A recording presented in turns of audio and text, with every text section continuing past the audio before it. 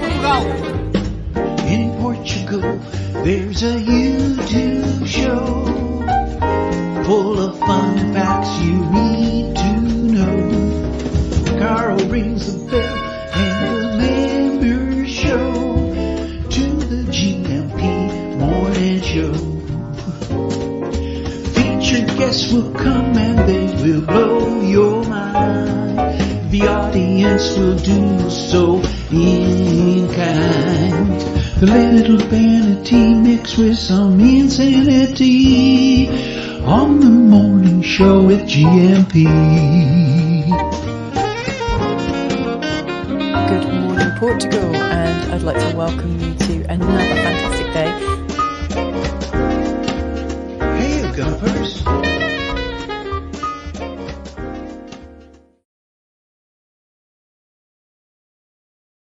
Bon dia, alegria, Munson here with Good Morning Portugal show, live stream and the podcast. How are you this morning? Excellent to see you back, T-Duck. Fantastic. We've got a deep thought of the day and some fabulous dad jokes. People tried, but they were unable to match you in your... I was going to say how low you could stoop when scraping the barrel of dad jokes, and I mean that in a good way. Good morning to you, Andy, to Suze. Oh, what's this? Bon dia, says Suze. Bank cash transactions only open from 10 in the morning till 2 because my bank card has not arrived yet. Ordered it September the 27th. Banking here sucks. Now, Suze is not talking about Portugal there, although people do have a few banking stories of Portugal as well. Others may agree with you about, only 2 hours, 10 till 12, not 10 till 2. Banking here sucks, so I'm off too. It is 2 hours later. I'll say you've got to get down the bank. It's as if they don't want you to have your money, isn't it? Or they don't want you to use cash or something like that. Let me just zoom in a little bit. Or no, not zoom in a little. It's weird. There you go. That's good. I think that's better. That's a better adjustment of the camera on the screen. So good to see you, Suze. Have a great day. Andy Klein is in as well. But a good morning, everyone. Coach Turner, T-Duck is back, and we've got Cohen Get Stuffed as well. Nicely done. Who might this be? Cohen Get Stuffed. And when you search for that online, you get Billy Ocean. Is it when the going gets tough? The tough get going. Okay, we've got a God's God tip of the day coming up. We have Cátia Lima with her Portugal Café quiz at around 9 o'clock. And we've got the Portugeeza. He's done ever so well. He's managed to get himself a load of subscribers and put together some cracking videos on his YouTube channel. So he is now monetized and doing very well for himself. So we'll talk to him about that as well when he joined us, and take a little look through the Portuguese lens of life and see what's been on his mind. I watched one of his hilarious videos yesterday evening, and that was of 5 reasons why Portugal is better than Spain. They are quite entertaining. Well, not quite. They're very entertaining. The Portuguese's video, so check them out. So T-Duck, I have heard more than a few banking sucks stories. Yep, true. Oh, you actually have more than a few yourself. Yeah, not the most popular people in the world. It's interesting, isn't it, how people are getting debanked, it would appear, around the world. They don't want people using cash. Obviously, if you're a bank, the whole digital world and digital currencies would be a lot easier to manage, wouldn't it, from a business point of view? And others suspect nefarious agendas with the end of cash. It's interesting, the evolution of trade, isn't it, among human beings? And the banks have quite a large and influential part to play in that. What alternatives could we put forward? Are we going to go back to bartering? Bon dia, and apparently bartering was, although it's lauded and put forward as a golden age of when humans dealt with each other, far greater than that, I believe, is the gift economy, where people just made sure each other had what they needed. It's hard to imagine, isn't it, in our intensely capitalistic times, to imagine any other way of humans relating to each other. But barter, I think, is quite small in relation to people just taking care of each other and a person being good at something and doing that for the community. Although that might be a load of old hippie nonsense as well that I've just cobbled together from the internet and the echo chambers in which I hang out. Christina C, how are you this morning? Good to see you. Christina C with a bon dear. And Andy agreeing with me. Just watched the 5 Reasons video. Funny and true. Good combo. Yeah, he has got quite the style, hasn't he? He uses that really rapid editing style, which if it wasn't the Portugueeza, I might not persist with it. I'm not very keen on that. I'm trying to keep your attention style of video on YouTube. With lots of quick cuts and things flashing across the screen, and the Russell Brand style hand movements. What's going on? Why is he waving his hands at me? Oh, he's just trying to communicate. We're the other end of the spectrum, aren't we? I think here we are slow video, perhaps. I don't know. I'll let you be the judge of that. But talking of videos, which brings in the possibility of talking about the Expats Portugal webinar tonight, which is an important one. Some of you may know this already because I did share it briefly the other day. But we are at 1 million video views over on the YouTube channel of Expats Portugal. So obviously, I'm very pleased with that because I appear on quite a few of those and put quite a few of them together. Most of them, I would say, 1 million views of the videos on the Expats Portugal channel. So really chuffed with that. And join us tonight as we make another one. This evening's webinar is, I'll just click through to that, maybe bring it onto the screen for you. This evening's webinar is the NHR special. Now, we've been doing our own efforts to bring you information, news about what the implications are of the end of the NHR scheme, which was, of course, announced last week. If that's a shock to you, sorry. Yeah, that was announced last week, and we had Bruce Hawker immediately all over that from the Portugal resident, the boss at Portugal resident. And we had Jackie talking about it from Expats Portugal. We've had Bobby yesterday. We've had a number of correspondents. We'll have Savika Anna with her view on it on Tuesday. Heather Binder yesterday from Boots on the Ground Portugal was talking about it as well. So we've got a lot of professional views on that, as well as, excuse me a minute, I'm going to be doing an olive oil tasting. And when I tasted the olive oil last night, that I'm going to be tasting again this morning, it made me cough. And I found out from a lady who knows about these things, it's the phenols. Got to be careful with the phenols in olive oil, which has really put me off any career I might have in olive oil tasting. They're present in wine, of course, as well, aren't they? Phenols. But it can get you on the back of the throat, some of the pungent bitterness of olive oil. But I'm going in anyway a little bit later on in the show. I might do that before our guests arrive this morning. This looks like a really nice sort of homespun, locally produced olive oil, doesn't it? Condesh Tavel Alma de Norte, the constable of the north, of is it the keeper of the soul of the north? The constable, that literally translates as, it might have an entirely different meaning in Portuguese culture, but I've got constable of the soul of the north, which makes you think, that's got to be good. That's going to be pressed by the feet of Portuguese grandmas, isn't it? Well, it turns out it's owned by a multinational. I'll tell you more about that when I taste it. But I've got, I don't know if it's going to help or hinder my somewhat sore throat, which I need for the weekend. It's T-1 to the Tamar Discovery weekend as well.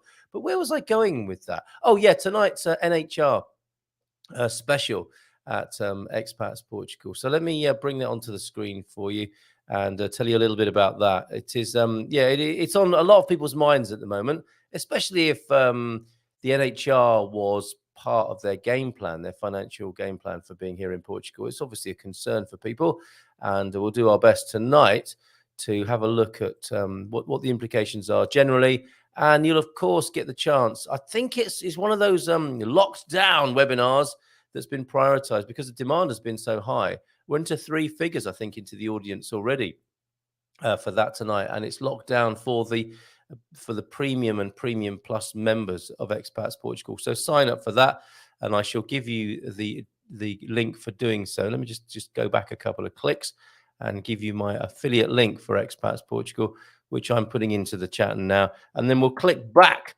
to see what, there you go. If you want to sign up for Expats Portugal and be on that webinar tonight, that's the way to do it. And let's have a look specifically at this event that's happening tonight. Then 12th of October. Is that on your screen? It is. The end of the NHR scheme, Portugal tax update, the latest updates, financial outlook, and application deadline. Information from the legal experts. And those experts will be Gilda Pereira of EIA and Daniel Reyes from Reyes and Pelicano, and many people here will know and rate highly those two individuals. Join us for an informative webinar as we explore the recent tax developments in Portugal, and I'll be hosting that. In this session, we will be covering the important announcement made by the Portuguese government regarding the termination of the NHR. Stands for non-habitual resident tax scheme. Those benefiting from the NHR scheme are able to enjoy paying lower taxes, or in some cases tax exemptions, and has therefore been an attractive proposition for many when deciding on where to relocate or retire. For those for whom it can apply, as it stands, it is still possible to apply for this status. But if all goes ahead with the scheme's withdrawal, time is running out. So talk to Daniel and Gilda tonight, who will both be joining us to bring their perspectives on this sudden and unanticipated announcement. Some knew it was coming, didn't they? It was a political rumbling for quite some time, but we were going about our business, weren't we? And it did seem quite sudden when it was announced. So join us tonight at 7:30. The Dream Team thereafter at 9 o'clock, where we'll be able to go into a little bit more personal detail, where people are able to ask their personal questions, albeit in front of the world, as we stream on YouTube, and a little bit more intimate over on Zoom. But the Dream Team is a live event on YouTube as well. So if you're not in on the Zoom call, you can tune in on YouTube and ask your questions there. The ticker tape's going back on. It is T-1 to the Tamar Discovery Weekend. The reason why I took it off is because I made a meme. Thank you, T-Duck, for the inspiration on this. This is how some people might be feeling at the moment. There's that fella. I do love this meme a lot, this meme template, but it's very applicable and appropriate for Portugal now. Golden visa. He sat on his swinging chair in the garden. Is that a mood swing he sat on in the garden there? The golden visa. Oh, the NHR. But worst of all, as T-Duck brought to my attention yesterday, there's going to be a 10% tax on alcohol in the budget as well. Now, we need to deep dive, not into alcohol necessarily, although it might drive us to do so. Can we be a bit specific on that? Has anyone got can anyone be bothered this morning to have a little look at the budget detail and let us know if is that 10% across the board on all alcohol sales in Portugal? Let's come back to that in due course. And while we're on the memes, we were talking to Heather yesterday, weren't we, about ADHD. There is a Portuguese condition called PPQQ, and here's the doctor diagnosing someone, showing them the results. It appears you have PPQQ. Is it serious, doc? No, but you are. You are a pow queijo kind of person. And it's not a criticism. It's just a fact sometimes that people can be a little bit pow queijo and very direct and to the point. You've no need to take it seriously. They probably have a PPQQ. Okay, we'll come back to what's going on this weekend in Tamar. Maybe after I've tried some olive oil. I might not be able to speak after that, though. That's the only problem with that. But let's bring that ticker tape on that's telling you that we've got Cátia Lima joining us at 9 and the Portuguesa at 9:30. And we'll be in Tamar from tomorrow. Let's go back and see what's going on in the comments then this morning. And we've got Antonio F joining us since we last had a look. And let's go back to the beginning then. Good to have you back, T-Duck. Testing. Is this thing on? It certainly is. And morning, T-Duck. Good to see you, says Coach Turner, who continues with Bon dia todos. Como estás? It seems only yesterday that it was Monday. Yeah. The world whizzes by so quickly. A quiet day today, though. If the rain eases, I might be planting bulbs in the garden. At which point, Cohen gets stuffed, says, incandescent or LED? Fluorescent bulbs for the Turner garden, for the Jardin. Shay Turner. And Bon dia alegria, Gumpers. I'm sort of back for a couple of days. Next week, I'm gone again. Oh, you tease. Deep thought of the day then. Emergencies have always been the pretext on which the safeguards of individual liberty have eroded. That's a Friedrich Hayek, who was full name, Friedrich August von Hayek, an Austrian-British economist and political philosopher who made contributions to economics, political philosophy, psychology, intellectual history, and other fields. I wonder if he'd have appreciated the insight of Yanis Varoufakis. Yes, I did just say Yanis Varoufakis.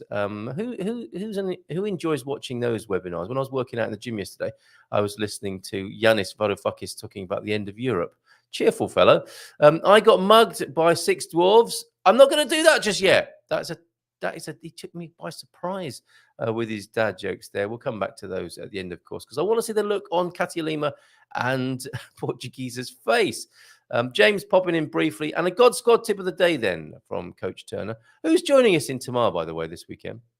I tend to focus on physical training, But on here, I tend to focus on physical training on here. That's on the Good Morning Portugal screen. But mental health is just as important, maybe more so. Yeah, I think that's a fair assessment, Coach T. Exercise can certainly improve your mood, releasing feel-good hormones. However, how do you make a hormone? Remember that joke from school? However, if you're not in a good place, then it's very difficult to start.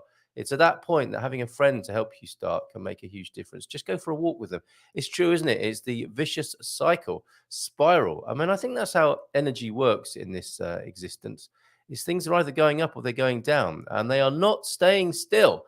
Because you have the dynamic of the world spinning you around, as Coach Turner alluded to earlier on as well. Andy's in. Looking forward to seeing you this weekend, Andy, for a bit of filming at Cafe Paraíso. We'll come back to you and your greeting and what you'll be up to tomorrow. Good luck at the bank, Suze. And Francis is here as well. Bom dia, alegria a todos. Good morning to you, Francis. And Feel Good Astrology's here. Who's that then? Thought it was one of those pranky YouTubers. Or you.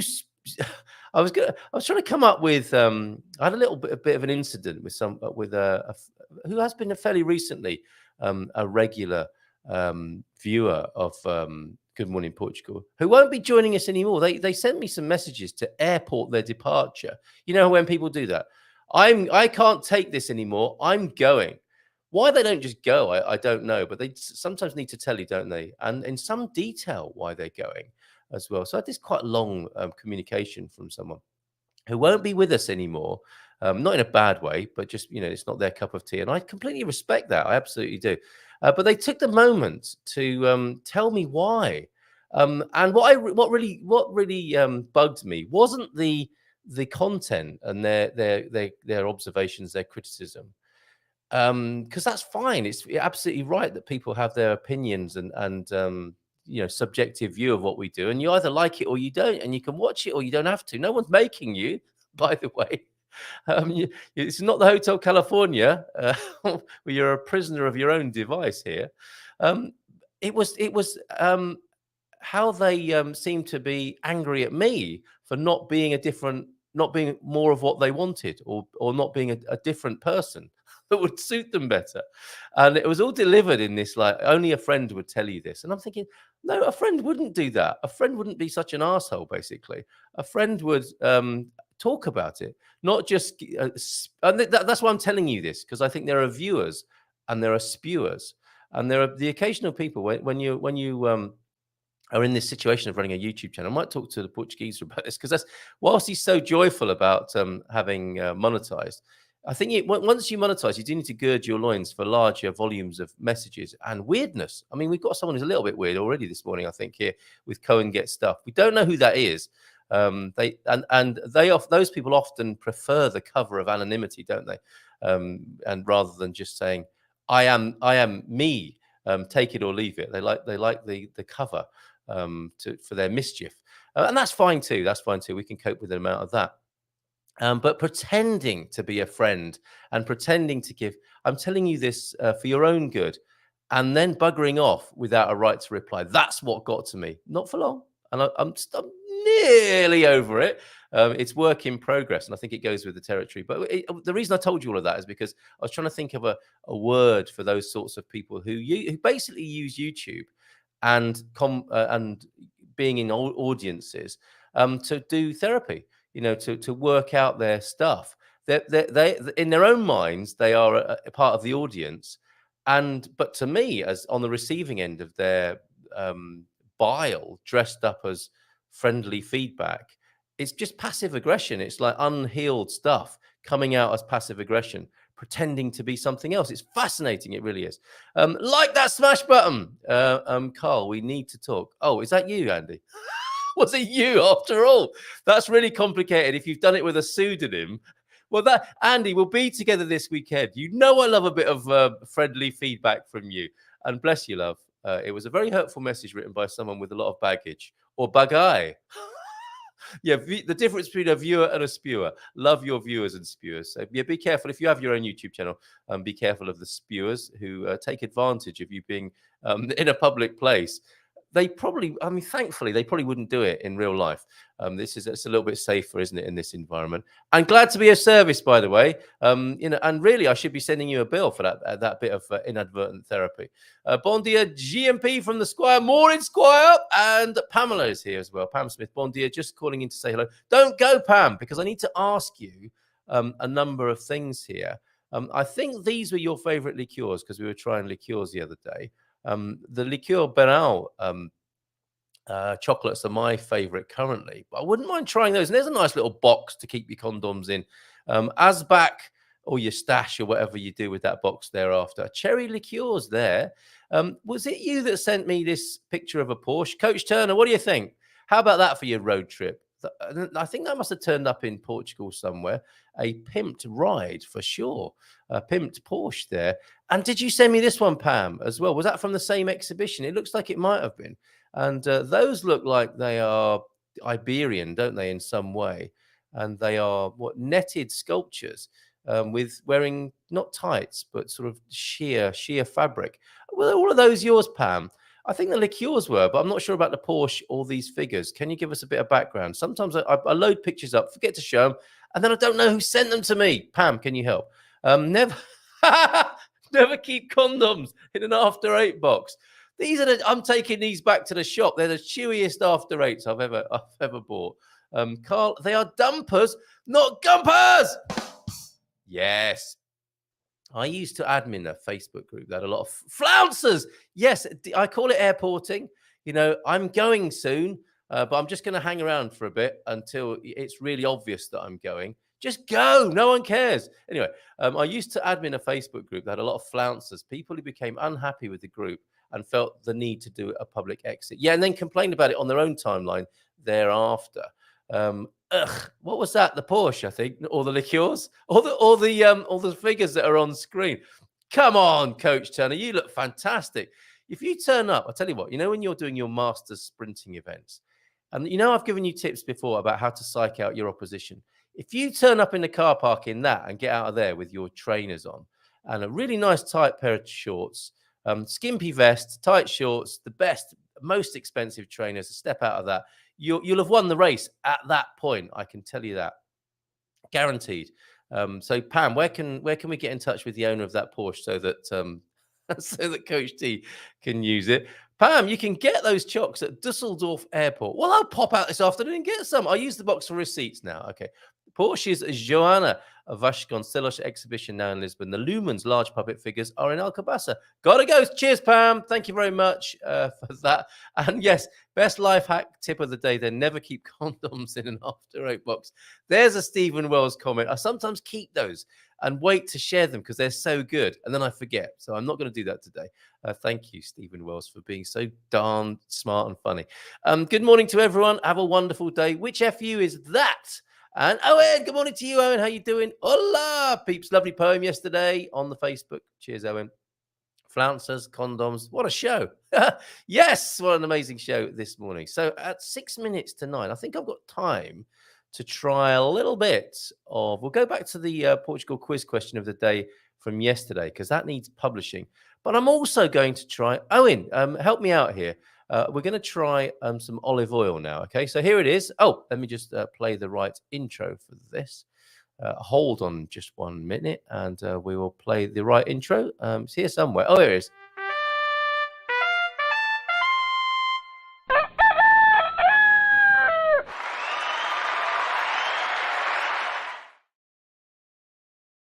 So let's go with Con d'Estavel, Alma de Norte. I was looking for something Portuguese to try yesterday in my Intermarché, and you can see there if the camera will focus.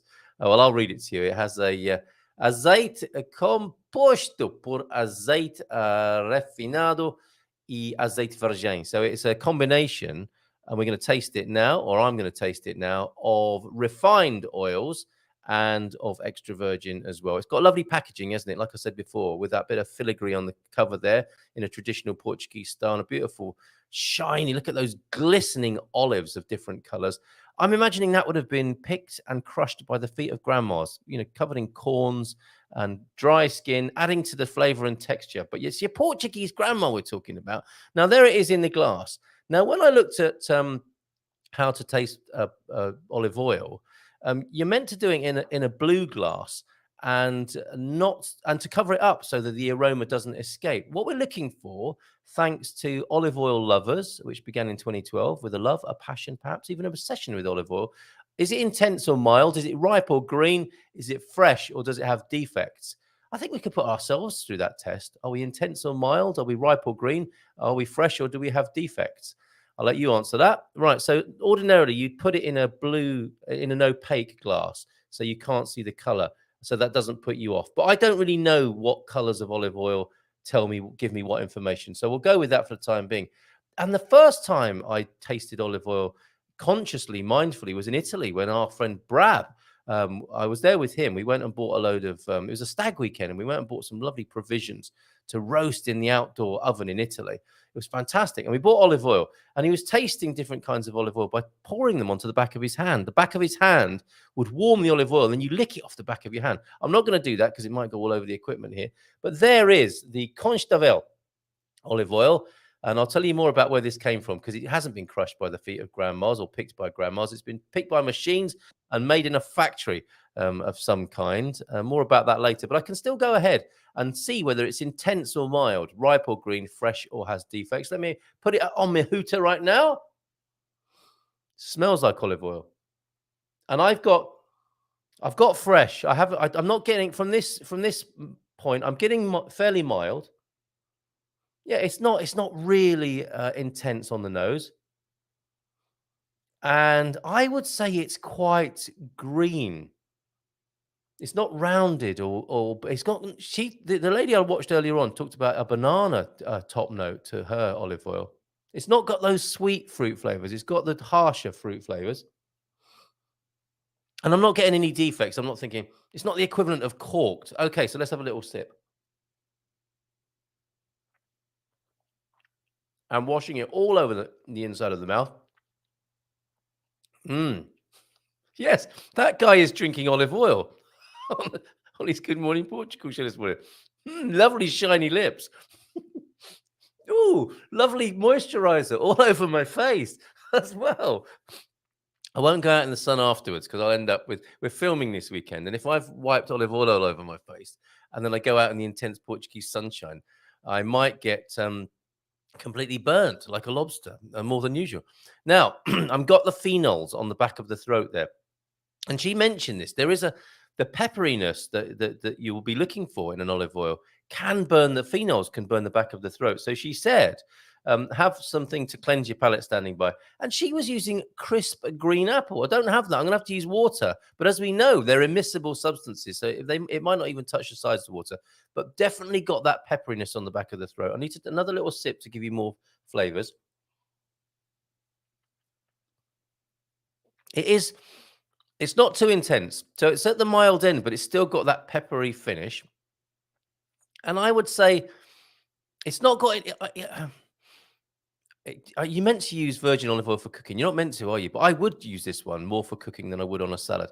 It's not got a sweetness that I would want in a salad dressing all over my salad. But you could bring that out with the citrus part of the salad dressing. So it's got a nice texture. The oiliness, as it were, is perfect.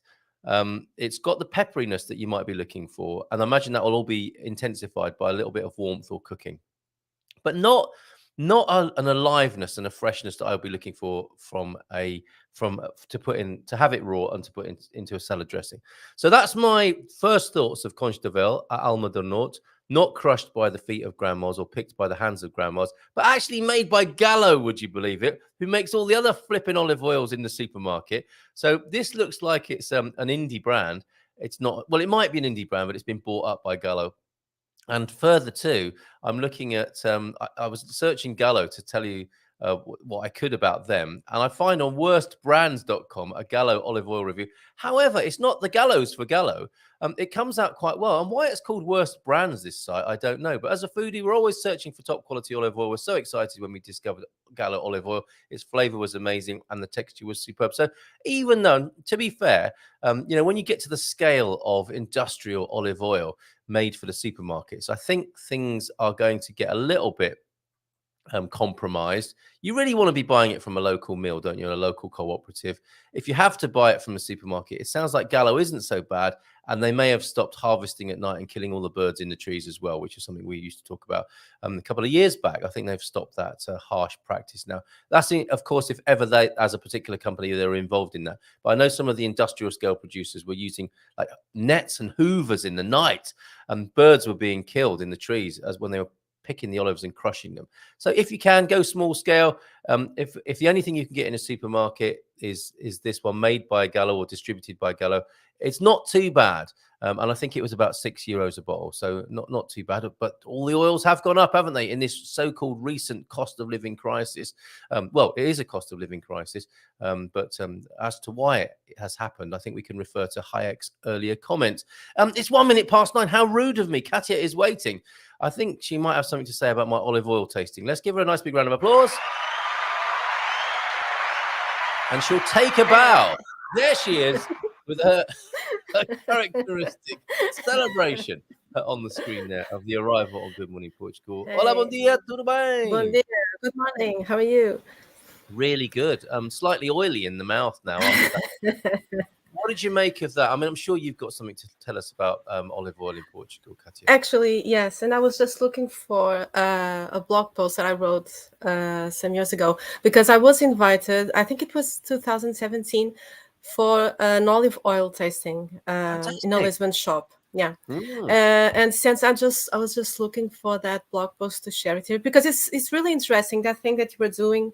It's a bit like tasting wine, yes. Noticing all the subtle differences. And there in the shop they've since changed location. They're not in Lisbon anymore, but not far away anyway. And they had this like special glasses, and I have a photo of that on the blog post. I'll share it. They're like dark blue glasses, so you could swirl. Right. Yes, so you could swirl the olive oil. Yes. Like a whiskey. And then you get the peppery ones, yes. Yep. And all the small brands, yeah. Yeah, and it's that lovely kind of. Are they called highball? No, not highball. It's like a whiskey tumbler. Yeah. And you can cup it so that you warm the oil up slightly as well, because that's an important part of the process, isn't it? Trying olive oils in a cold country, not a good idea. You want to warm it a little bit, and that's why when my mate suggested you just pour it on the back, if you're in a shop and you could just pour a little bit on the back of your hand and then lick it off your hand, that's a really good way of tasting olive oil, unless you've been trying aftershaves and colognes earlier on that morning. If you come through the airport, braid yourself. It's not such a great idea. But is it possible an experience in Lisbon to go and have a tasting like that? They're not in Lisbon anymore, but I'm going to look up the blog post and share it in the meantime. Yeah. Perfect. Thank you. Before the end of the show. Yeah, thank you. No, we always love your blog posts, please, and I'll make sure they get shared elsewhere as well, because it's an important subject in Portugal, the olive oil. You can grab anything. It's a bit like wine. I think a lot of people will just buy on price and label, won't they? And that's why these labels are so important. There it is, at a bit of filigree and a picture of some beautiful olives and some old graphics and colors, and you think, oh, I'm getting something nice and homemade there. Not at all. So it pays, like wine, to be a little bit more discerning and learn a bit more about the process. So thank you for that. We're not talking about olive oil, although you might find olive oil where we're going today. You're treating us to a Portugal Café quiz. That's right. I mean, do you feel ready, Carl? Well, oh, okay. I did. Yes, I forgot. Normally, you're going to have to answer, right? So, yeah, okay. I'm thinking, oh yeah, everyone's going to be doing the quiz. It's me, isn't it, that does the quiz? Okay. All right. Let me buy myself a bit more time and get mentally prepared for this. What possessed you? What inspired you to come up with the Portugal Café quiz? It was really a sort of adaptation and expansion on a series of blog posts that I wrote some time ago. 4 blog posts called, let me just get this, called the Portuguese Handbook. Portuguese Cafés, The Secret Handbook, a series of 4 blog posts on Portuguese cafes and what you can And expect these are in your them. blogs. So this, yes, I'll share the links as well. Great. So this is kind of an expansion on that, and at the same time, adding some things that I did not add there because they don't really work in writing. So I thought it would be fun. Yes. You need a YouTube channel, don't you? Everyone's Yeah. Everyone's telling me that. Yeah, for the things that just won't work in print.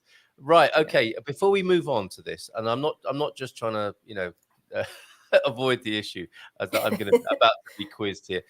Owen has sent us a message about olive oil, so let's just have a quick listen to that before we move on and into the Portuguese cafe environment. Good morning, Carl. Quick tip for you here. Extra virgin olive oil for dressing. Your regular olive oil for cooking, for frying. It's all down to the taste. Enjoy. Good man. Thank you very much, Owen. So extra virgin to eat cold, as it were, to room temperature, and virgin for the cooking. And as for everything else, forget about it. I mean, all those horrible oils that we discover are really bad for us. Give them a while. The rapeseed oils, a lot of the veg oils, not so great. Sunflowers, I think, is better among those other oils. But if you're in Portugal, why would you have anything other than olive oil or maybe hemp oil or sesame oil for those special occasions? So yeah, buy oil well, and thank you for that, Owen. All right, I think I'm ready now. Can we have just a bit of a drum roll, please? Of course we can. You know we can. Right. Let's find the drum roll. Dust off the drum roll. And I say that, and I've forgotten how to do it. Here we go. It's been so long. I think 2 days, in fact. Okay. No, we do have a drum roll. Here it is. Okay. Question number 1. Okay. Go ahead. Okay. So, which one of these statements is true about cafes in Portugal? A. Portuguese cafes are few and far between. B. Portuguese cafes are simply places to stop by for a quick coffee and a snack. C. Portuguese cafes serve coffee-based drinks and snacks, but are also a mix of safe haven, meeting spots, and information hub. Well, I was nearly going to go. I was nearly going to go for B until you said C, and I'm going to go for C, the all-important networking and social role of the Portuguese cafe. Yes, which is a kind of woohoo. Thank you. A kind of an evolution of on the fact that we used to have, like so many places in Europe, we used to have like the town plaza, the village square where people would meet, and then as things change, cafes actually took on that role very much, not exclusively, but very much, especially after the 70s. Yes. Yeah, and I think it's quite a surprise to foreigners, isn't it, to find out how easygoing the cafe is and what a social space it is. Because if you're from the United States, you tend to get moved on quite quickly, unless you're tipping people and buying renting a space in the cafe or restaurant for a little while. So it's got the similarly, the case in the United Kingdom as well. But here in Portugal, the cafe owners seem to accept that they are hosting a social space as well, and people sometimes will pop in and sit down and not buy anything, but at some point they will, won't they? And it is right, okay. And then you'll see people just having a coffee and reading the newspapers, doing crosswords, that sort of thing, watching TV. Yeah. It's kind of a second home for a lot of people, right? And isn't that a lovely thing? That's a wonderful thing. It is. Yeah, it's a space for people can just be without a lot of pressure to consume something. It's assumed you will at least buy something, like at least one coffee, but in the vast majority of spaces, it's not like anyone's going to pressure you to leave because you're not buying anything. So they're going to come and stand behind you. Yeah. Come on. Yeah. What I've noticed, which is I think is fine, is I asked for the Wi-Fi code somewhere recently, and it was something like buy some food, please. was the Wi-Fi code. And that's fair enough, isn't it? Yeah. You know, when you get to that, to that And point. some places don't have Wi-Fi either, so that's Even better, you might say. Yeah. Even better. Yeah. So could you just remind us the answer, or the question and the answer one more time, please? Yes. So the question, which one of these statements is true about cafes in Portugal? And the right answer was, Portuguese cafes serve coffee-based drinks and snacks, but are also a mix of safe haven, meeting spots, and information hub. Not necessarily gossip, but information. That's a difference. But let's face it, it's going to happen sometimes, isn't it? Yeah. There's room for that. But And the other thing, Saturday morning, if I go to the market in San Martino de Porto, there's a lovely cafe which is full of local people, and I would like to include myself in that description.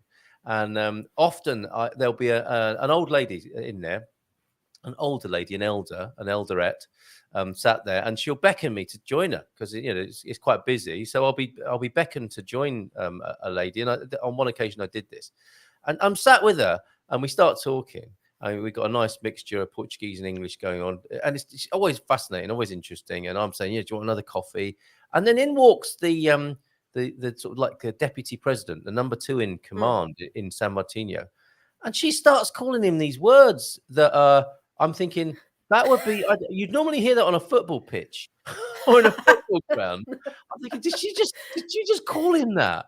And she was giving a local politician like quite in a friendly way, but she was really quite rude to him, sort of, bringing him down a peg or two, because she was an elder and he's quite a young guy, and he was taking it. So it's a place for that as well, isn't it? That social interaction and a bit of accountability, it would seem. Yeah. You don't sound surprised. And the fact that he goes to no, especially because of that age gap that you're mentioning. Yeah. Okay. Had it been coming from someone younger, maybe he would not have accepted it as well. Okay, interesting. But coming from someone who probably was old enough to be his mom or his grandmother, his that's grandma, different. Yeah, and of course, there is we notice this as foreigners, the love of children and young people from the elders, but with that goes the right. As well as the responsibility comes the right to give them a bollocking every now and then as well. Yes. Brilliant. Okay, question number 2. Question number 2. Portuguese cafes are famous for their latte art. A, true. B, false. The cute phone. No way. No way. Now, sometimes I can tell and you wouldn't even call him a barista here, would you? It's not. No. It's just all of that pretense. Forget it. If you want that, I don't know, stay where you are, because it's not going to happen here. But it doesn't even happen in Italy, does it? Really? It's an entirely. Yeah, it's here. You'll find, like, if you go to the cities, I'm sure you'll find places that have the cute phone and all of that. Yeah. But the vast majority of places and the vast majority of people drinking coffee, we just expect our coffee to slap us silly in the face, and that's it. So we don't care about the phone. Sorry, but slap us silly in the face, is that a Portuguese expression? Slap us silly in the face? Slap you silly. Yeah, slap one. Slap you in the face, slap someone silly. Yeah. Okay, very good. So right. I notice if someone's been traveling abroad, if they've gone abroad to work and they come back and they're making coffee, they might take a little bit more care and bang the milk a little bit and zhoosh the milk slightly. But generally speaking, we are free of that pretense and nonsense. We know how we want it, and that is not added value. That's in many ways an unnecessary distraction, isn't it? From this is what I've heard about Portuguese coffee. It's not the best in the world, but it's the most consistently good. Now that has got to be a good thing, and that's probably a coffee snob who said it. But you can expect it's a bit like a Big Mac is a Big Mac around the world. A Portuguese coffee is a Portuguese coffee, generally wherever you go in the country, right? So of a particular standard, and I love that. So none of your fancy latte foams. Thank you very much. I think I've got 2 out of 2 so far. Yeah, good. So number 3.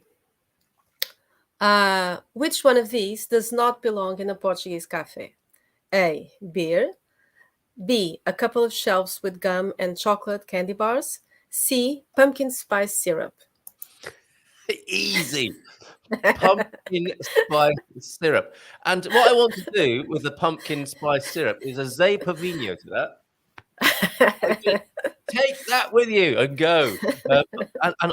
And going back to the second part of the question, the gum, the candy. And There's always a shelf. Yes. And Raspadinhas, the little games, the raspadinhas, but also there'll be a when we first came, the kids saw this. What is it? I don't know. A2, A1 sized piece of cardboard with various chocolate bars and numbers on them. And there's a game where you can put like a cocktail stick into a board of covered over holes, and it pushes a ball through. And if you get a ball of a certain color, you get to choose a bar of chocolate, or depending on the color of the ball, you get a different bar of chocolate. And a little plastic ball with a number in, and it's like what's that? A tombola sort of game, isn't it? As well. Not seeing that as much anymore. Yeah, no, that was created by Regina, the Portuguese chocolate company Regina, some years ago. It was actually something based on something that used to exist, like when my parents were kids. And small, like the local grocery stores used to have something that was basically like that. And the kids would, gather whatever spare money they could to go and get a chocolate, because you always got chocolate. You always win, don't you? You always win. That's a lovely another fair thing. I mean, even the grabber machine in Portugal. There's one in Caldas. Well, the modern ones no. But there's one in Caldas in the La Vie shopping centre where it keeps going until you get something. It's not you're not against the clock. And the first time we went, the return box had like €3 in it, because foreigners come along and they think that they've got a time, and they walk away, and eventually it gives you your money back if you haven't won anything. It's just so beautiful. It's so if my fair. kid knows about that, I'm screwed. I'm not going to could be there all day. Yes. And we have. Let's keep that quiet. 3 out of 3 for me this morning. I'm doing pretty well. Is this going to get more difficult? I'm guessing you are going to. Maybe. The last one. I'm saving the best for last, but so. Okay. All right. And how's everyone doing at home? Let us know. 100% for me so far. Yeah. Okay, so number 4. What is a café com cheirinho? A, an espresso with a shot of whiskey on the side. B, an espresso topped off with aguardente. Or C, an espresso served with powdered cinnamon. This one's easy. I'm feeling quite cocky now. I'm going to go with aguardente. I'm going to go for answer B. 100%, 4 out of 4. Yes. And welcome back, Michael and Catherine, to VRSA, who will recommend to them that they go and have a café con cheirinho to celebrate. Cheirinho meaning what exactly, Katia? Cheirinho comes from the word cheiro, meaning little smell, like a whiff. A little sniff, a little whiff of aguardente. So you have you have a coffee and just top it off with a bit of aguardente. Although I do have to say that the first option was based on something real.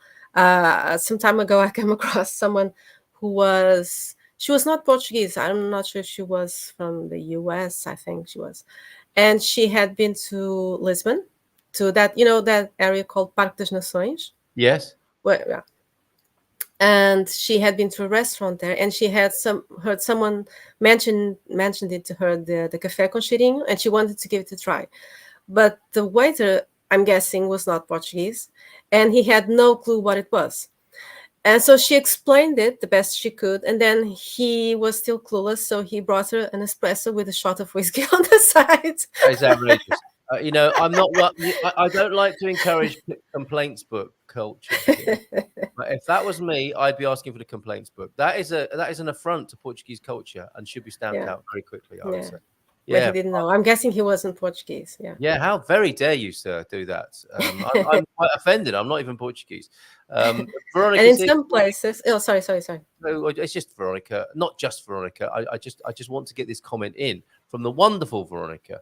Good morning, hello, Michael. I'm also in VRSA. Are you enjoying the fair, which must be going on at the moment in VRSA? Sorry, I interrupted you, Katia. No, I was just going to say that. Depending on the offer of the restaurant or cafe where you're having your café com cheirinho, you may also want to have it with another option besides aguardente, like amêndoa amarga, for example, the bitter almond liquor. Okay, yeah. Or Jarapiga, possibly? Yeah, bagaço. Bagaço, is that, what is bagaço? Is that a type of jarapiga or different? No, it's the kind of stuff that actually makes you grow hair on your chest. Oh, It's I like don't need any more of that. Okay, can it grow hair on my head? I mean, worth a try.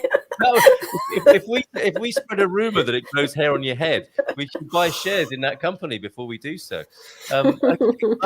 Okay, so these are very interesting. For the next Good Morning Portugal Wine Club, I have been charged with the task of trying some Jarapiga. So Yeah. that'll be the first It's Monday. the time for it now. Yeah. That's right. That's right. It's kind of around timely. the St. Martin's Yes, festival. yes. So for the first Monday in November, which will tie in nicely with our Discovery Weekend in San Martino de Porto, if we have a San Martino or Verão de San Martino, and we've got the chestnuts and we've got the Jarapiga, we will be truly authentic, I think, on that occasion. Oh. So trying that then, first Monday in November, 8 o'clock. Join us for that. I'm 4 out of 4. They're all very quiet. I wonder if anyone's got 100% like me. Let's see how we get on with question 5. Question 5.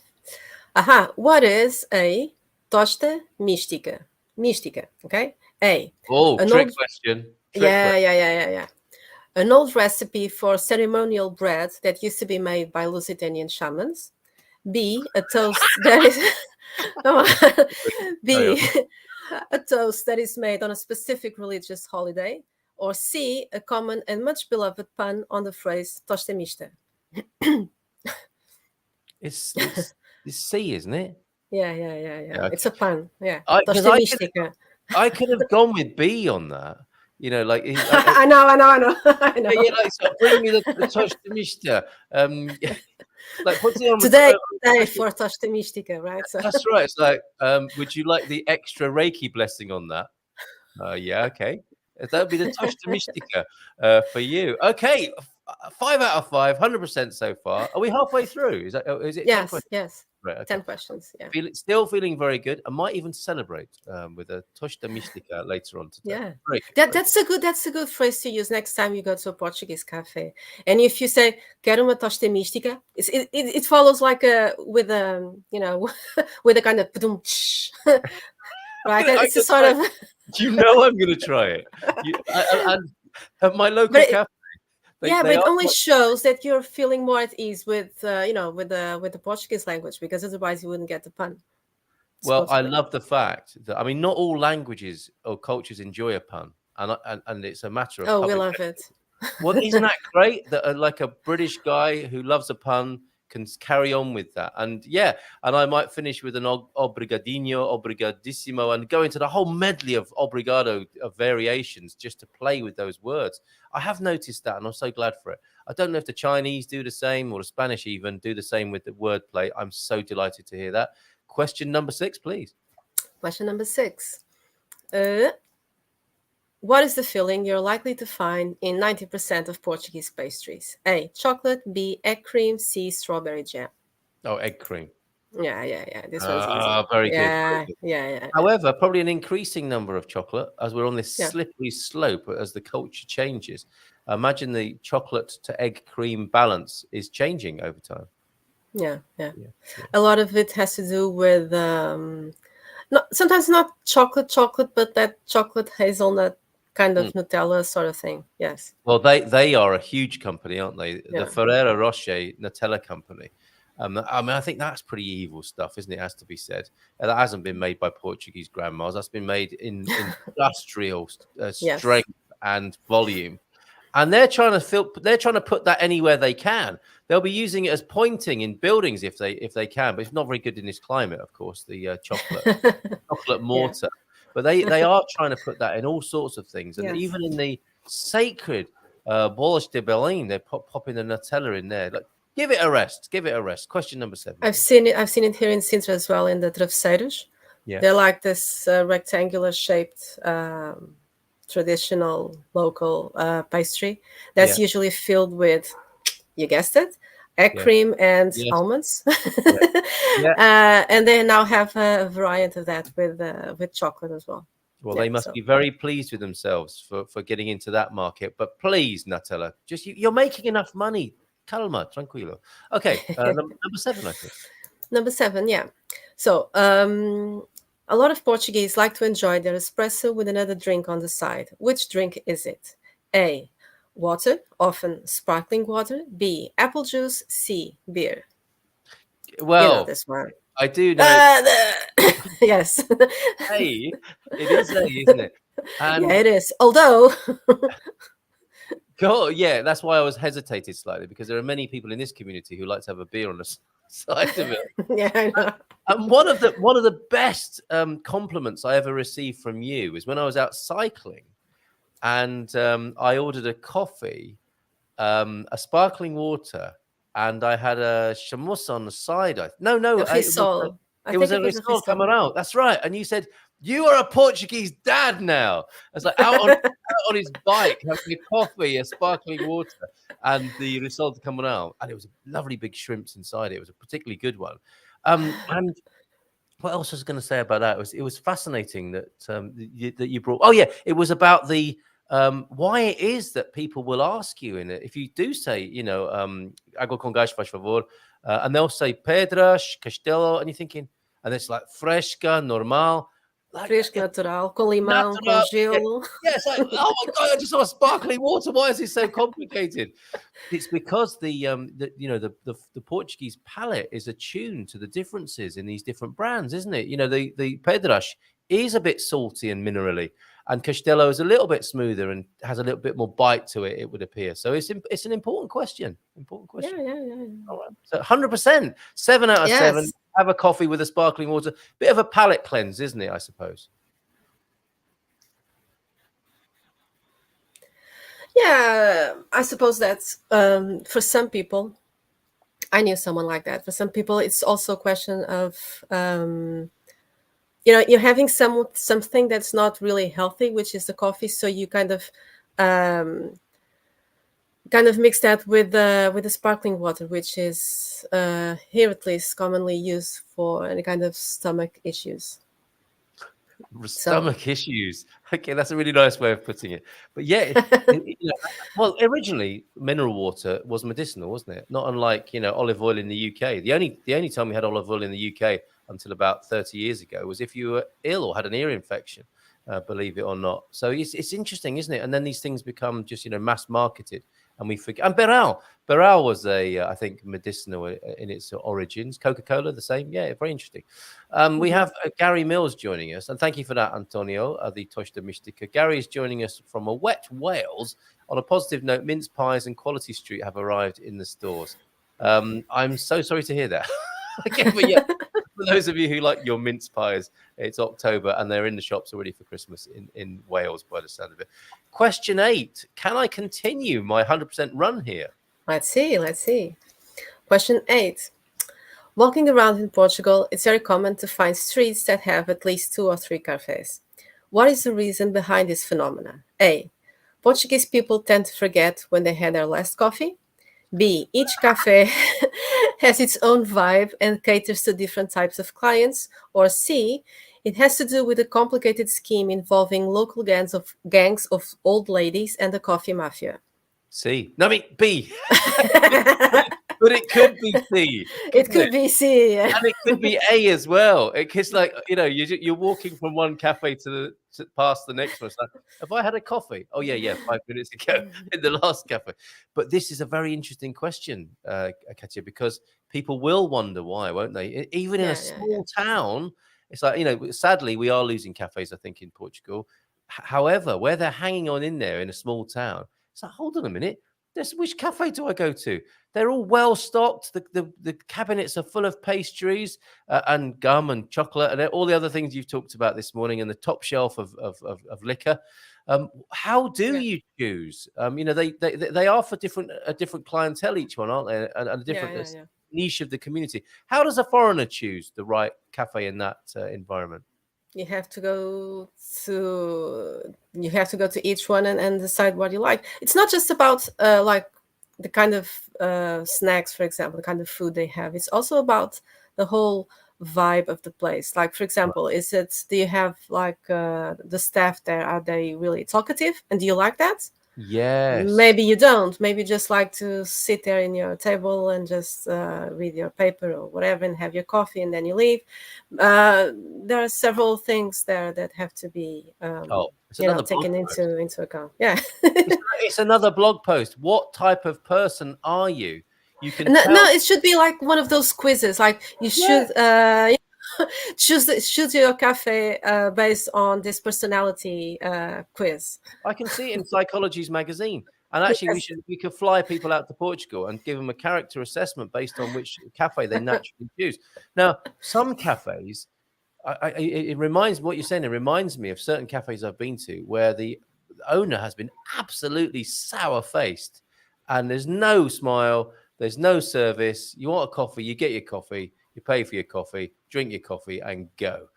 And those cafes persist, don't they? Because there are some people who just want that no nonsense, pal, queijo approach to having a coffee, right? No, Yeah. no noise, no TV, no music, nothing like that. It's like, old fashioned sort of religious cafe. It's funny because I've seen in a cafe near where I live. I've seen it like 2 or 3 times that I've been there. There's a guy, Chinese guy from the shop next door, and he's just so Portuguese, in this little bit. He enters the cafe, he does this, he doesn't sit down, he stays at the counter. They serve him his coffee, he drinks it up, doesn't sit, drinks it up, pays, and then he leaves, just like this. And I'm thinking, oh God, that is so that is so Portuguese person before entering the office at 9 a.m. Yeah, exactly. And it's you have to choose your cafe wisely, don't you, based on all you've been saying. If you want the banter and the chat and a cafe owner who won't leave you alone with a bit of banter and a bit of polite conversation, you need to choose that place. And if you try that stuff in one of the quiet cafes where people are just getting refueled, you're going to find a stern response, I think, aren't you? Potentially. The Portuguese has joined us. Should we get him on for the last couple of questions? Yeah, let's bring him on. Okay, nice big round of applause. Easy good. Hello. Hello. Hey, mate. Hello, everyone. Hello. Hello. Hi. Bom dia. Bom dia. Bom dia, amigos. Bom dia. How is it you start your videos, Portugeeza, when you're on there? You've got a special way of cranking up your YouTube videos, your introduction. Have you forgotten how you do it? Yeah, I've forgotten how to do it because I have a script. I shouldn't say that, really, should I? I actually had someone on one of my videos say, "Wow, it's amazing! You spoke for 10 minutes without a teleprompter." I'm like, "Look into my sunglasses. Can you see that white rectangle that's always in my sunglasses?" That's a script. Old school. Yeah, I think I say "Bom dia, Portugang." Because my followers are the Portugang. Yes, that's how you say it. And congratulations on your elevated monetized status. Please subscribe to the. Well, I'm not in it for the money, Carl. We always say for the money. Not in it for the money. Everyone says that. But you won't be turning it down, will you? But I won't turn it down, and it will all be going to the charity of me. Very good. Me. Hey, I'll tell you what, I got in trouble for muttering about the rugby last time, didn't I? Do you remember?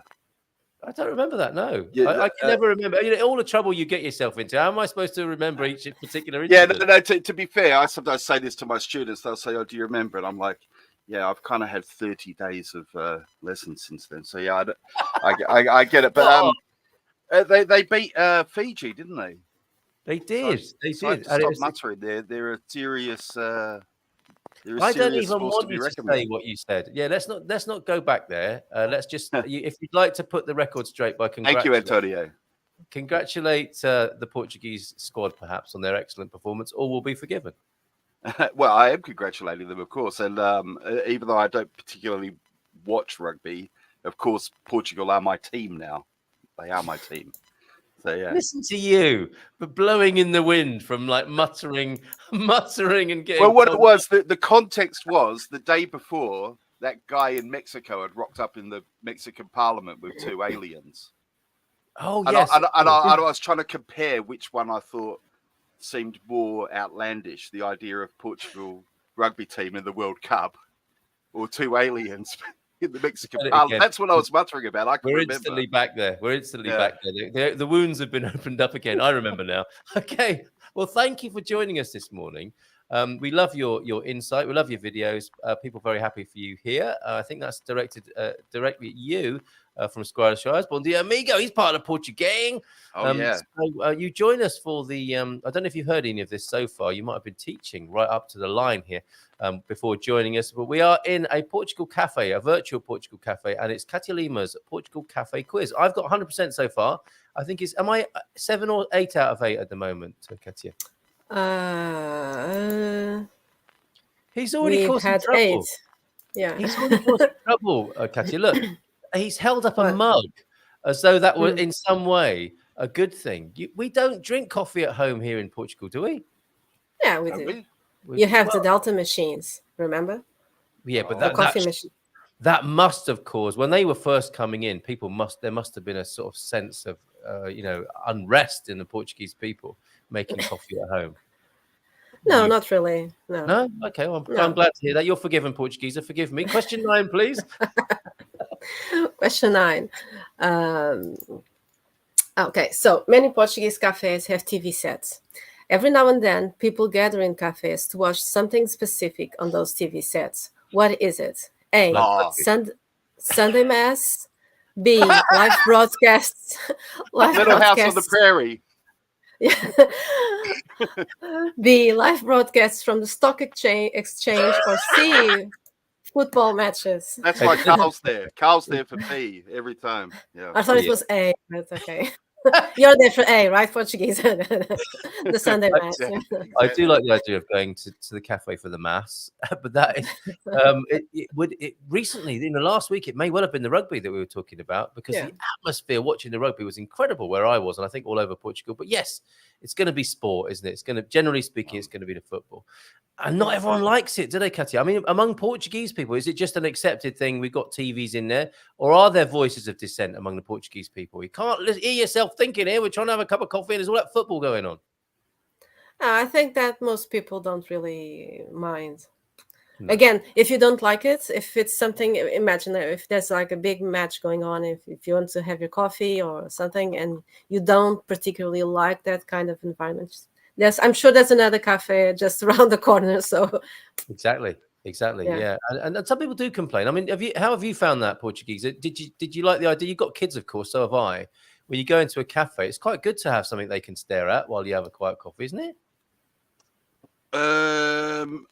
I'm not a fan of. I thought you might say. To be honest, but we're always outside anyway, because we always have our dogs with us.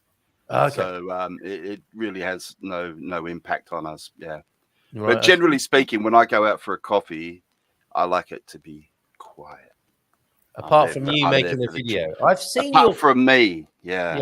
I've seen you in the cafe, and some of the faces of the people in there when you went in and did that cafe one. That was brilliant, because you never quite know, do you, how people are going to react? And generally, people are very good about it, aren't they? Do you get disclaimers, and do you get everyone to do a sign off and release form in the cafe? I've had one guy get it. Sometimes you can see by people's faces, and to be honest, unless it's incidental, which I believe is legal in Portugal, I won't film anyone without permission, because I know that in Portugal people don't like it. And the only guy I had get really angry with me, and he did get really angry, and he kept shouting out respect at the top of his lungs, and I kept saying to him, I'm not, why do you think I'm filming you? I'm not interested in you at all, but you're kind of making me want to turn the camera. Do you know what I mean? I know. I didn't know. I didn't. But yeah, he was really doubly really upsetting though. First of all, he's making a freedom and privacy statement, and then you turn on him and say, "I'm not even interested in you, mate." It's like, well, where does he go with that? Where does he go with that? Well, my theory was, I mean, it was a market stall. My theory was, we all know why you don't want to be on camera, mate. You know what I mean? Yes, I do know what you mean. Yes, I do. Yeah. In case the GNR are watching my videos, looking for people who aren't paying taxes. I wonder if they're among your 1,000 subscribers. They could be, couldn't they? Well, anything's possible. Although, to be fair, the demographic is quite clear in the analytics, isn't it? You must have seen that. I don't look at it too much, but yes. I mean, could you be able to discern if the GNR are watching? Well, I I mean, guess you wouldn't know. It doesn't say what their job is, does it? No, but if there are They're welcome. if there are a They're lot of welcome. people who look like they're under 18, it could be the GNR. It's only up from there, Portuguese 1K subscribers. Fantastic. 1,100 now. Thank you, guys. Oh, well Thank done, you. well done. Thank you for noticing. Just turn your back for a moment, and it's like a virus. Okay, we are 9 out of 9. I would, by my reckoning, 1 out of 1 for the Portuguese. Are doing ever so well here. It's just going to be a really tricky one as the last question. Well, it's maybe you've heard that one. If in Carl, maybe. Oh, I see. Okay, so drum roll for the last question then. Okay. What is the joke that cafe waiters must make at least once a month as per the secret rules of the Grand Lodge of Cafes? A. Your mother. B. That's what she said. C. Queria, já não quero. You never heard that one? No? It's got to be C. It's got to be It C. has to be C. But It has to be C. If you start speaking in Portuguese in café, sooner or later you're going to hear this one. Queria, já não quero. Okay, so queria is like what we call in Portuguese condicional de cortesia. It's a conditional verb form, like would you like, except it's the same verb form as the past tense. Like eu ontem queria. Yesterday I wanted a coffee. Today I don't want, right? So that's why you say you're trying to be polite in Portuguese and say queria café, por favor. I'd like a coffee, please. And so the guy will say queria, já não quero. So you want it, but now you don't want it. That's kind of a joke that they make. Like, well, we can do that. We could even act it out, couldn't we? Should we do that as a bit of role play here? Who's going to be the cafe? Are you going to be the waitress here, Cátia? For that, and yeah, we get the Portuguese. He sat outside because he's with his dog. Are you happy with and your you're line? learning Portuguese, aren't you? Come on, so you need to practice a bit. Absolutely, right? Are you happy? What do I say? His lines are queria café, first favor, aren't they? Yeah, queria café, por favor. Queria. No, you have to say queria. Yeah, that is the trigger for the joke. Okay. Queria café. Okay. So action. Boa tarde. Queria café, por favor. Queria, já não quero. See? Very good. And everyone goes like, yes. Very good improv and reactions there, Portuguesa. That was great. Really good. I think we've got our short of the day. It's a mix of, Yeah. It's a bit like the wash your car joke in a way. Go on, what's the wash your car joke? You know, you're washing your car and then the neighbour says, hey, come and do mine next. Oh, and everyone goes, oh. Oh, yeah. What's he like? What's he like? Yeah. Okay. Right. I feel a bit. I got 10 out of 10, and I'm quite pleased on one level, but also I didn't get the. I kind of just. But you could have got 11. Is that what you're going to say? You could have pushed for 11. You could have understood the last question. Sound like one of my Hong Kong students' parents. Yeah.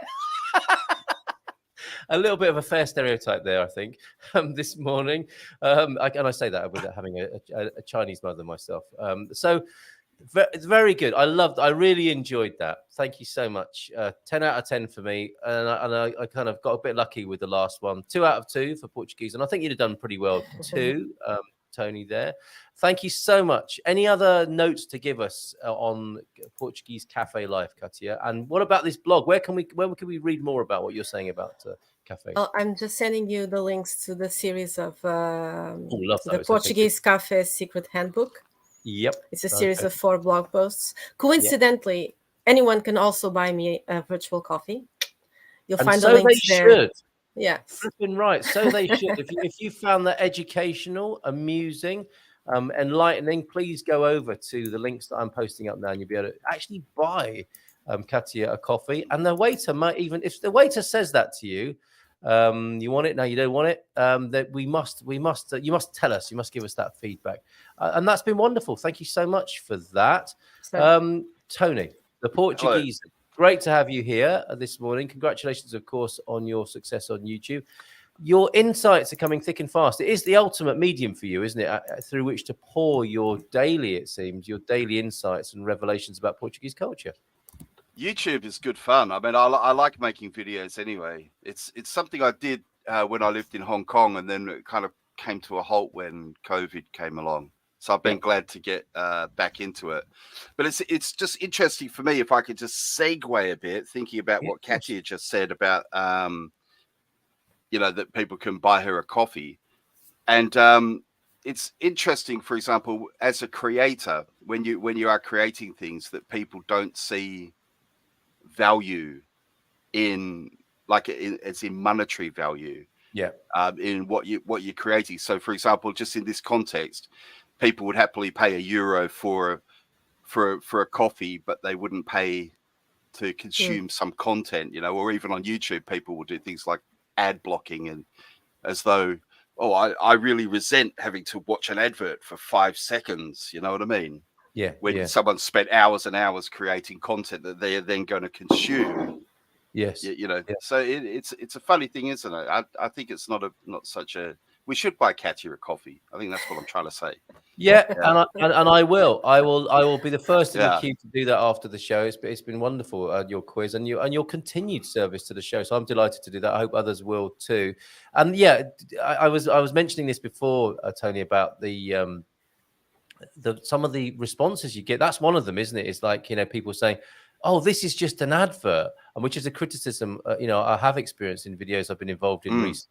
And it's like, well, it's a free video. I mean, people, and it's like, I just watched 90 minutes and I got nothing out of it. And I'm like, well, I'm not sorry about that. It's like, just unsubscribe, or you should have, if you got the intuition in the first few minutes that you didn't like me or what I was saying, watch something else.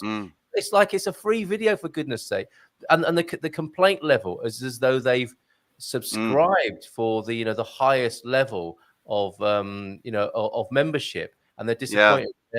It's really weird, but you're going to get. I mean, this is something you'll experience, isn't it? As your audience grows, you'll get more criticism.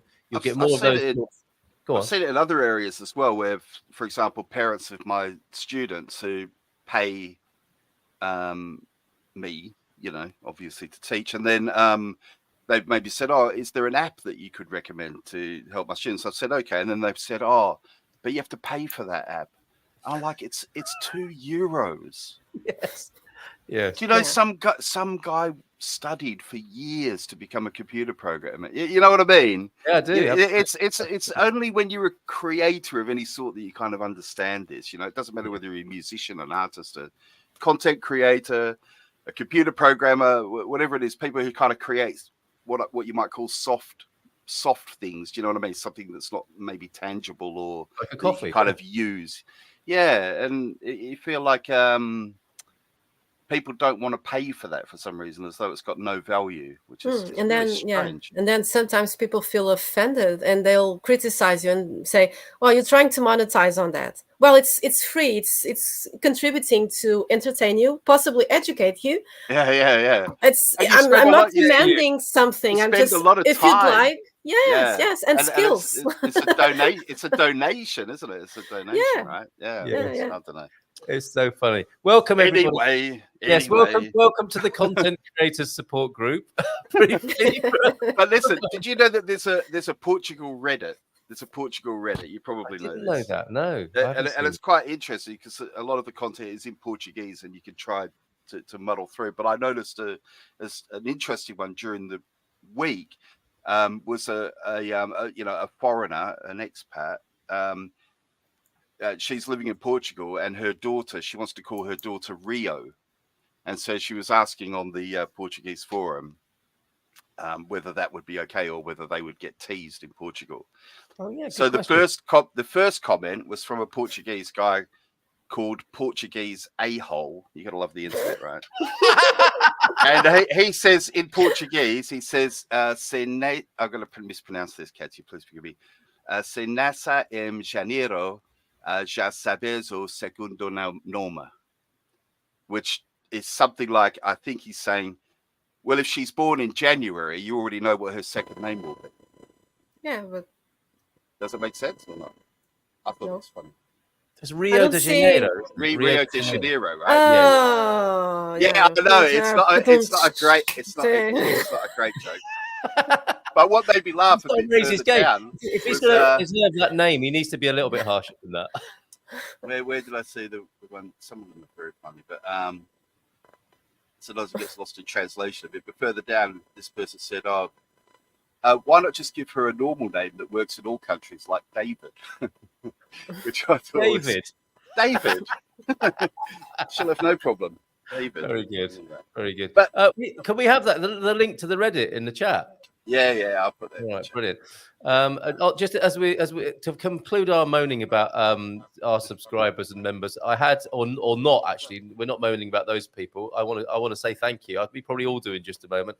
I had some comment says Louisa, of course, who's over on YouTube. Mrs. M, they subscribed to me, but then unsubscribed to me because I had an advert and she didn't want to be advertised to. I didn't see that as a particular loss. Yeah, it's actually good when some people go, isn't it? It's like, you still here? Please, you said you were going to go. It's like, why are you still here? Now, on the other side of this, I would like to thank people who do support Good Morning Portugal in all the many ways that people are able to and do that. So thank you for those of you who do see that value. I think these are visionary people. They're geniuses, obviously. They're attractive. They're sexy. I mean, they are just the cream of people on the planet. Basically, is my observation. And I thank each and every one of you for that. And as I'm sure Cátia does with her members and subscribers, people who work and Tony. I was going to say. I also have some people who, and this is amazing, I think, who make donations on a fairly regular basis.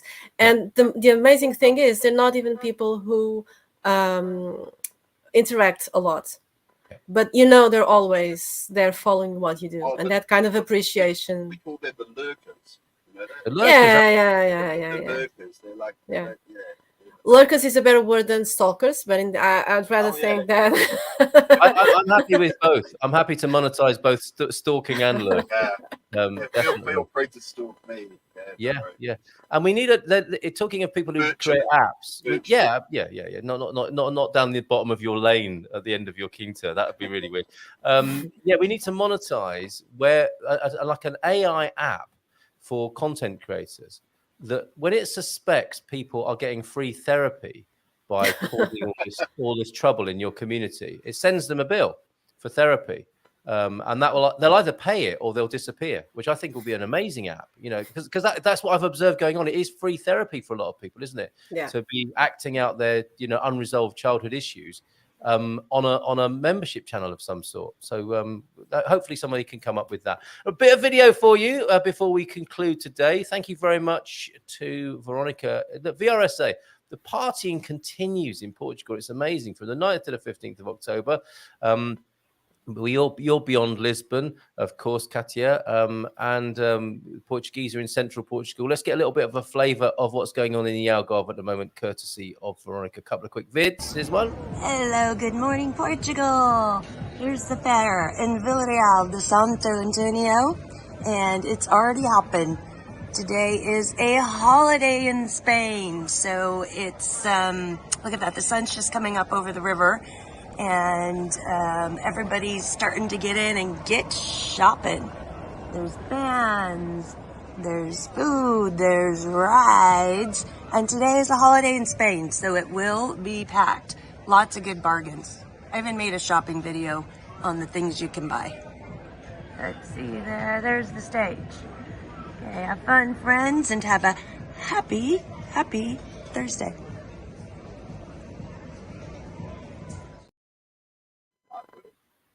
Listen to that atmosphere. It's not even 10 o'clock yet, and it's humming there, isn't it? Amazing. And some of that Nutella branding that we were talking about earlier on, Cátia, isn't that amazing? Yeah. And there it is right there. It's probably going to be smeared over crepes later on by Spanish people on holiday and enjoying coming over to Portugal.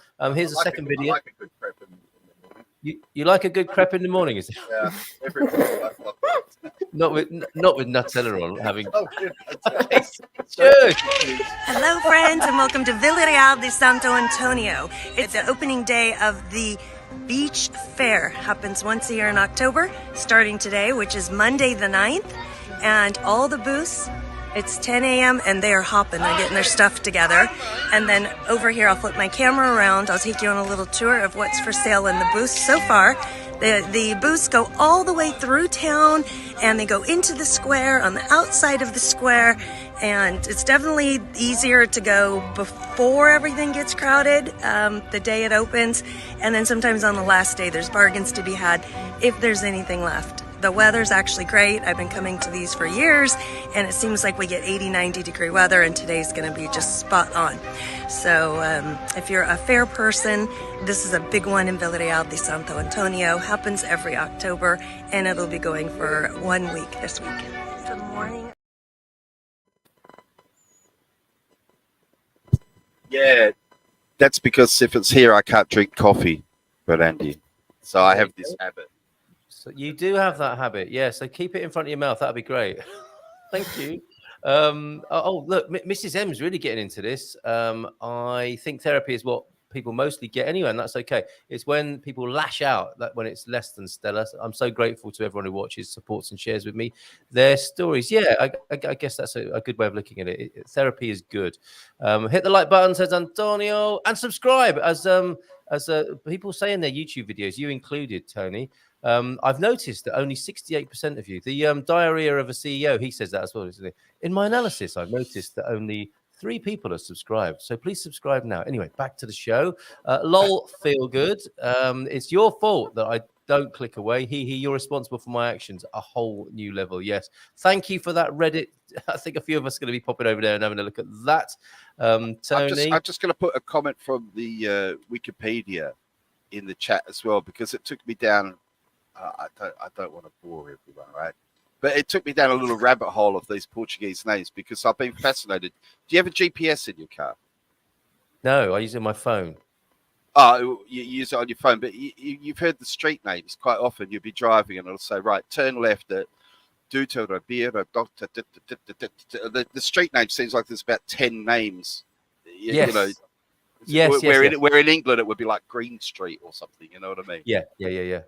And you've missed the turning, haven't you? By the time the woman who's speaking English and says, turn left at Rua de Vasco da Gama, it's like, we've reached Rua de Vasco da Gama, because it's just such a long thing for her to say. Yeah, exactly. So it got me, that post on Reddit got me looking at Portuguese names on the Wikipedia and looking at the, first of all, did you know that there's quite a strict list in Portugal of names that are approved? And for Portuguese people, they're not allowed to. I don't know how strictly enforced it is, but for example, Thomas, you wouldn't be allowed to call your child Thomas. You would have to call them Toma with the accent. The accent. Thank you, Cátia. and then S. Yeah. So you know what I mean. You'd have to. And it's quite a strict list. And then also, I noticed that it's quite common for people to have multiple surnames, so they could take the mother, the father, the grandmother, and the grandfather's surnames. Do you agree with that, Cátia? Or it's a bit more complex than that. It's I know more this complex than that. I know this. I know this is no. I know this is something that's a bit complicated for people who only have names like John Smith, nothing in between. But for us, I'm not. Do you know how the surnames function in Portugal? No. Okay, so if you have, for example, someone called Ana Maria, right? Because usually you have 2 first names, Ana Maria, for example. And then let's imagine her maiden name is Ana Maria Santos Silva, for example. Okay, so Santos, that's the mother's surname from the mother's surname, and Silva would be the father's surname. So the father's surname is always the last one. Usually, today this has changed a bit and you can do things differently, but usually, when she gets married, and let's imagine her husband's name is Lemos, for example. Let's keep it short. Usually, she would change from Ana Maria Santos Silva to Ana Maria Silva Lemos. So the mother's surname would disappear. What a lot of people are doing today, because we can, is keep the mother's surname. And you don't necessarily have to adopt the husband's surname either. So you can have like 5 surnames, for example, because you choose to keep your mother's surname as a way of kind of, honoring. This is a bit of a heavy word, but that side of your family. So I'm afraid I have to and interrupt. and that husbands, sorry, Miss- husbands Miss- can also now adopt the wife's surname. That is wonderful. No, it's a really useful thing for people to know. Thank you so I much. just wondered if that's why Catherine. the street names was so long. If that's part of it, maybe. But yeah. No, it We'll has to have do to leave with that the hanging there, person. guys. Okay. I'm gonna go. Our next broadcaster is ready. Subscribe to their channel. The Barefoot broadcast is coming up. Cátia, you've been amazing. Tony, you've been amazing. Please support these people. Buy Cátia a coffee now and go over and subscribe to the Portuguesa on YouTube. You're amazing. Take care. Bye for now. And we'll see you on the webinar tonight about the NHA on Expat. Ciao. Bye. Bye. Bye.